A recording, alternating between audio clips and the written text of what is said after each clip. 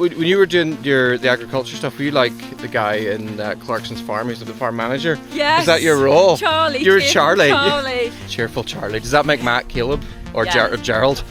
Gerald. I honestly thought she was going to fail. That was my gut reaction when I saw Kate Parker come onto a Facebook group and say that she was planning on starting a new trail running brand.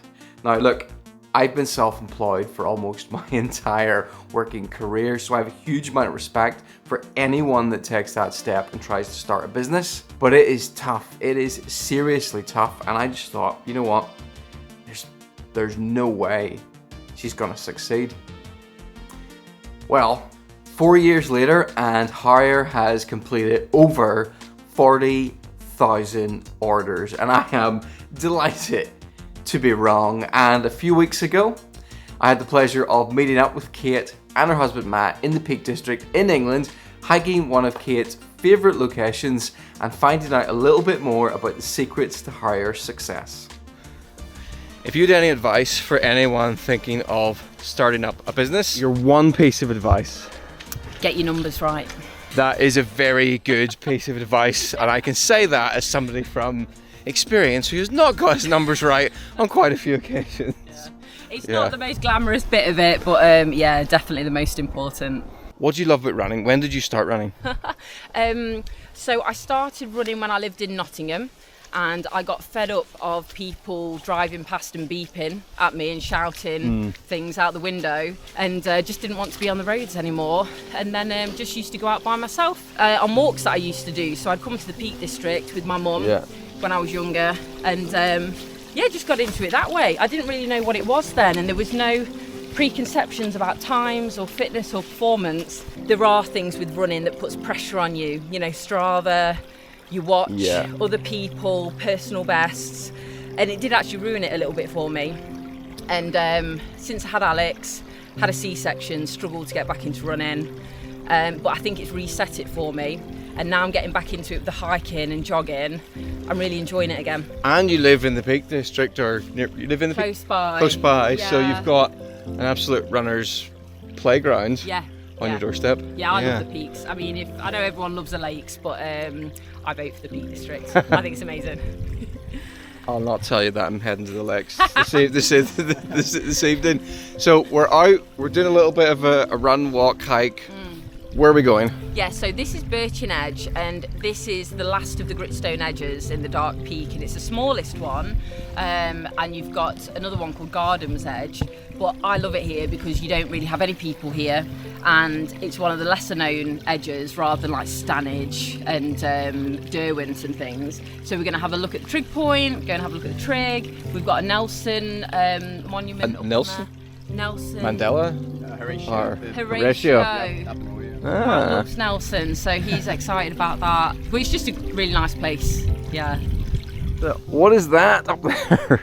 That's Nelson's monument. That's Nelson's monument. That's his monument. Did they not like Nelson? It looks like a piece from a board game. A chess game. It does, yeah. Wow. It's like looks like a pawn. Oh, I quite like it. But there's 3 rocks up there that is ships. Yeah. So I think they maybe put that there because of those great big rocks, because they could have put it on any edge. Yeah. So we're wondering why it's on Birchen Edge. There's a rock up above Belfast which is called Nelson's. No, it's not called Nelson's Nose. It's called Napoleon's Nose. Completely different. It's Matt. Do you do much running? No, not really.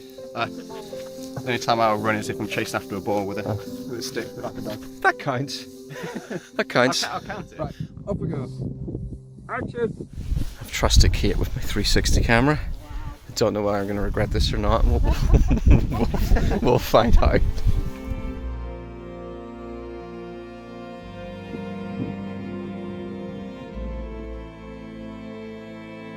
Hey, how come your trig points are nice and painted?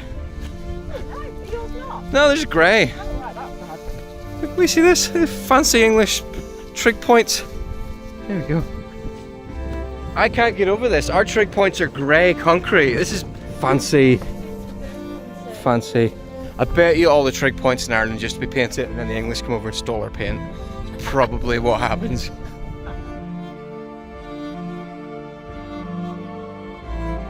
first of all, congratulations. And what has been your secret to getting a brand new trail running brand off the ground while managing everything else in life? I mean, where do you start with starting a brand? I had no idea at all. So when I look back on some of those photos and things, it's like, I just don't know how. I just sort of chipped off a little thing at a time with how to start it. I was just desperate not to have to work for somebody else. I just did not like a 9-to-5 job, and so I just wanted to work for myself. Yeah, Matt's dad said, oh, just wait a year before you leave your job, and I was like, Dave, I've handed my notice in this week. They've already done it. Yeah. Just went for it, yeah. I love finances and figures, and that is just a massive part of starting a business. That would help. Yes. Yeah. So I used to work with farmers. Ah. I used to work in agriculture, and every penny counted in farming. Yeah. So I used to do these cost of production figures. Yeah. So when you were doing the agriculture stuff, were you like the guy in Clarkson's farm who's the farm manager? Yes. Is that your role? Charlie. You're cheerful Charlie. Charlie. Cheerful Charlie. Does that make Matt Caleb or Yeah. Gerald? Gerald. My friend had started on Amazon, and I thought, I want to know how she does this. And when I realised that I could make my own products, I just found it so exciting to be able to do the product design, because that's what I love. When I started out, I haven't got any design experience, but I would get a piece of paper, a pen, and I would draw out like a child's drawing what I wanted these race vests to look like, basically. We're a team of 7 now. It used to be just me for 2 years doing everything, but I love the product development and design. So that's just what I love doing. It's more of a passion, just to do all these great products and designs, really. But it wasn't an easy process, and I look back on some of those early samples, they were pretty bad. They were bad, so I can't lie about it. And over time, we've just improved them. I wouldn't say that it's easy. You do need to have original ideas, and there's lots of things on the jackets that are, things that people haven't done before, even the bigger brands with certain features. So I think I just used what I wanted to have on the trails and chatting to other people, and just tried to bring it to life, really. And I mean, now we work with professional technical designers, and they put together all of the things, but the inspiration still comes from myself and speaking to people, our community on Facebook. I think that's why I love getting feedback on our products, because you're facilitating other people's ideas, which is so interesting, and you're listening rather than just getting, an elite athlete to advise on your stuff. We just like working with normal runners, seeing what they're doing, their challenges. Yeah, that's what it is. It's like that is our brand. Yeah. We are aimed at normal runners. I think that's the market we sort of aim towards, and the people who we sell to. Yeah. Currently, you're just selling through the website. Yeah. Any plans to go into retail, or why are you not going into retail? Well, we do pop-up shops now every quarter, so you can come to the warehouse and visit us.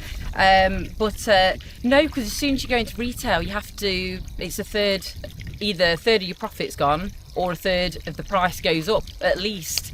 So we just keep it with ourselves, and then it's a bit more exclusive. Keep prices down. So yeah. So Matt, while this is all going on, what are you up to? Yeah, I was sort of doing hockey coaching, working at the high school, about sort of 6 days a week. A year later, it got to the point where I don't think you could do it anymore on your own, and you needed a little bit more support with it, Definitely, wasn't it? So yeah.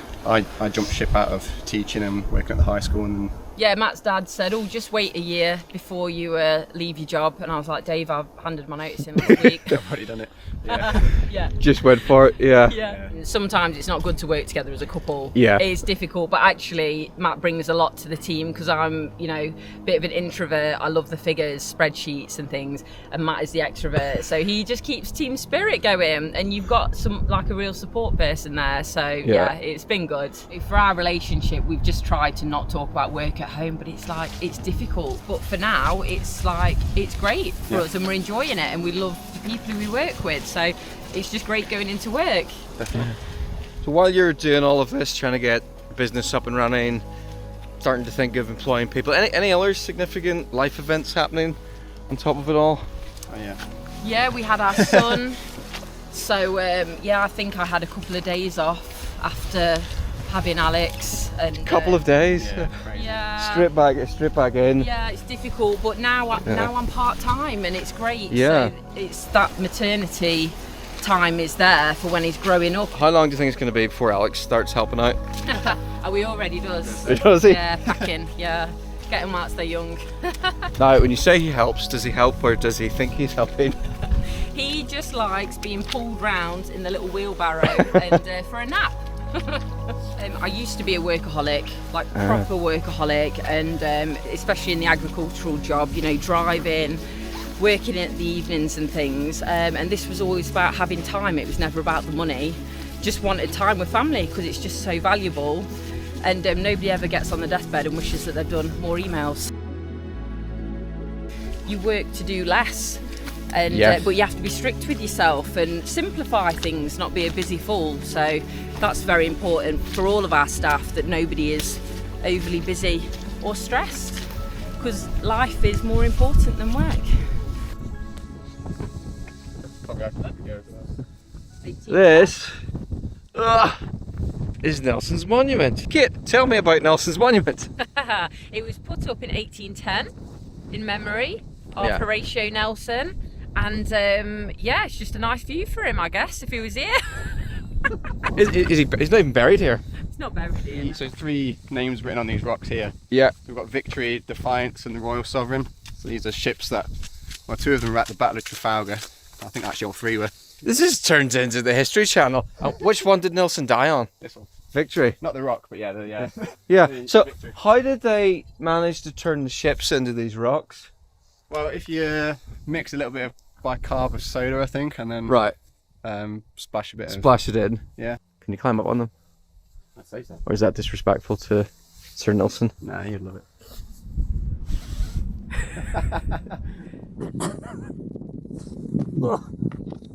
Hey, that was much more difficult than I thought it was going to be. You have to shout it. What? Victory! So you mentioned the word gritstone. Yes. That's not a place. Is that this? Is this like this is a type of stone? Yeah, yeah. This is really easy to run on. It's grippy. Yeah, it is. Yeah, because the moorings that I run on are they're granite. Yeah. And if it looks green, Yeah. if you step on it or it's wet, you're on your Yes. you're on your head. Yeah, yeah. Whereas I've been running on this when it's wet and Yeah, it's great. it's right. Some content creation's about to happen here. Basically me just filming Kate's bum. Yeah. Who is Harrier actually aimed at? Is it because when you see new brands appear, smaller brand, you always assume this is going to be a really cheap and cheerful budget brand? But Harrier doesn't seem to be that, because I've got one of your jackets and this thing is solid. It's really well made. It's as well made as, if not better made than some other more expensive jackets I've had. So it's not there. So who's Harrier aimed at? Is it a new market segment? Yeah, I think that's such an interesting question, because I think at the start the only thing that I wanted to do was to make things accessible, because some of the other brands were a little bit intimidating, I think, you know, for the type of the way that they marketed their products and their people. Yes. So I think what was important for me was that, I mean, that's just 10% of the market, like the elites type of market, and then everybody else was just a normal runner just going out to have fun. So I think the aim was always just at people who wanted to enjoy being on the trails, nothing like performance wise. So it was really to try and be affordable, but also a nice approachable brand as well, where there was no stupid question. If you didn't know what to do with a certain product, you didn't feel intimidated to find out more about how to use a certain product. Oh, what's this? Have you got me a gift? Is this a gift? Gift for you. A gift from the peaks? Gift. Don't forget your poo. There's a bit of warmth coming off that. Nice aroma as well. Lovely, lovely. I could go on a rant about that, but I won't. I'll just assume there's a very responsible dog walker coming back, about to pick up their bag of plop. Well, Kate, thank you very much for telling me your story, and thank you very much for the kits that you made. I'm now look, I'm fully hired up to the eyeballs. Hold on. Now I'm fully hired up to the eyeballs, so I've been really enjoying their kit.